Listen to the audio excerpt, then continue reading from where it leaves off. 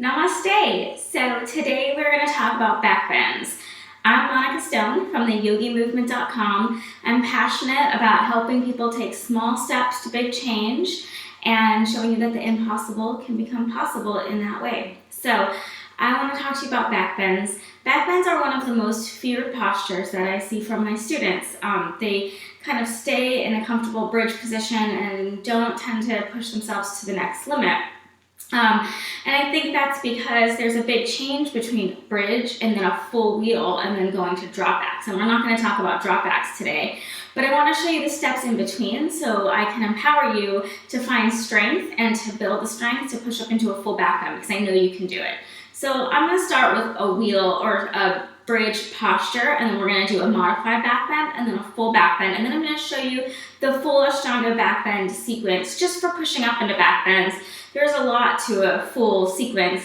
So, you start dropping back and then you do these things called tick-tocks. We're just going to work on what happens when we're working in the primary series with back bends. All right, so let's get started.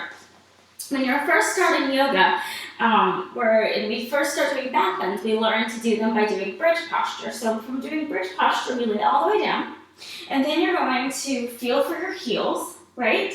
And that's a good indicator of how far away you should be. Your feet are parallel and hip-width apart and facing forward. So make sure they're not facing out or doing anything crazy like that. You just keep them grounded and then facing forward. Then what we're going to do is we're going to push up. So we're going to lift up at the hips and the chest, and we're going to roll the shoulders under and open the heart as we lift up for 5 deep breaths. And remember, you're going to push through the thighs. All right, so we're going to go ahead and lift, roll the shoulders, straighten the elbows here as you clasp the hands together, push them into the earth, and then we'll take 5 deep breaths. So make sure you're really pushing up through the thighs. Like that's a big part of it, and grounding your feet. Your feet are strong, you're pushing up, you're opening up your heart, and you're always working in this posture, okay? So you hold that for 5 breaths. So then the next part, before we get to a full back bend, is we're gonna just work on building strength. We're gonna just get the feel of what it would be like to push up into a back bend. So you're gonna take your hands by your ears, and we're just gonna come up to our head and look behind us. Now it's really important to not move your head side to side or do anything with your head in this posture except for just keep your spine straight and look behind you, all right? So you're gonna bring your hands by your ears here, and then all we're gonna do is lift up to the head. Pull up, lift up to the head, look behind you. So you breathe 1, you can walk your hands in a little bit. Your elbows, make sure they don't go out, you go in. So you prepare your elbows to go in, your feet are still parallel. You're pushing up through the thighs. And then you're just opening up your heart, so focus on the stretch of the front of the body. And then we lower down, all right? So a lot of people focus so much on the spine, and they feel like it's uncomfortable, which it probably is, and that it hurts. And of course, I don't know what you're feeling. So if it does hurt, if it's this sharp shooting pain, you should never feel that and come out of it. If it's a feeling of discomfort or of panic or of fear, try to really tune into that and tell yourself, this doesn't hurt. This isn't actual pain. This is just fear, and I can get through this. I can breathe through it, right? So for the longest time, I thought that I was feeling pain, and then I realized later that I was just feeling fear. So that might be something to look into. Now, if you don't know, you want to come out of it. If you're not sure, if you can't tune into that and you feel it as pain, because it could possibly very well be pain, then come out of it. So the next part is to push up into a full wheel. So here's a few things that happen in a full wheel or a full back bend that people do. When pushing up, a lot of times people kind of lift and bring their feet out to the side, me included. Really try to focus on grounding your feet. Pretend like someone's holding your feet down so that your feet are parallel. You don't want to kind of create that structure in your hip bones or anything like that. You want to keep the feet parallel and everything kind of aligned. All right? So let's go. Oh, and then the elbows, like I mentioned, make sure they don't go out, they go in. Now, if they do go out, it might just be because your shoulders are a little tight and you're just working on getting them open, and you can't help it. You literally can't help it, and that's fine. So you're just working on it, but that's the goal. And even if your feet come out, it doesn't mean you shouldn't be doing back bends. You should still be doing back bends, but you're working on making them parallel. You're working on finding that correct form, all right? So let's go back.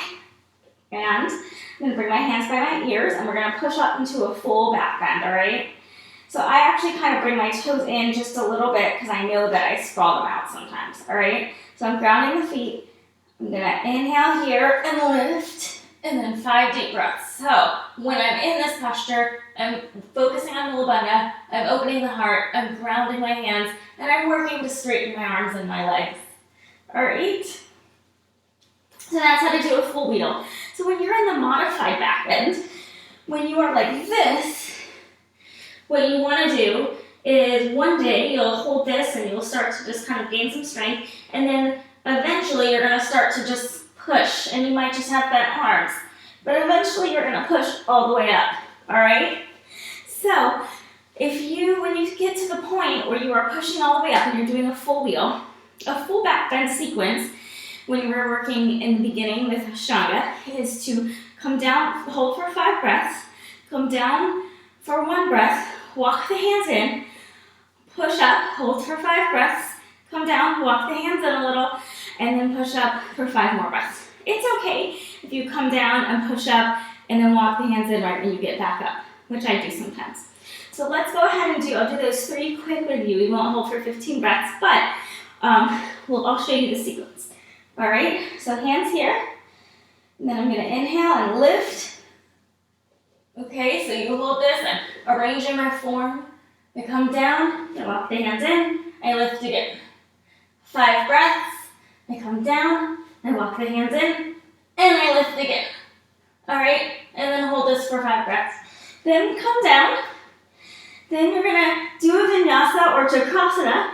So I'm gonna skip that, but after your vinyasa, you come here, you flex the feet, and you forward fold. And you want to do this for about 10 to 15 breaths to release pressure from the spine, just to create stillness and catch your breath. So this is actually one of the hardest postures too, because 10 breaths, we're used to holding 5 breaths. So to stay here for 10 breaths can sometimes be difficult. I see a lot of people wiggling or coming out of it or doing something different with their head. It's okay, but try to see if you can create that stillness. So I hope that you learned something with working on back bends and that you feel a little bit more confident to move on to the next level. And you can see that with small steps, you can make it happen. So thanks so much for tuning in, and I hope you have a wonderful day and night. Namaste.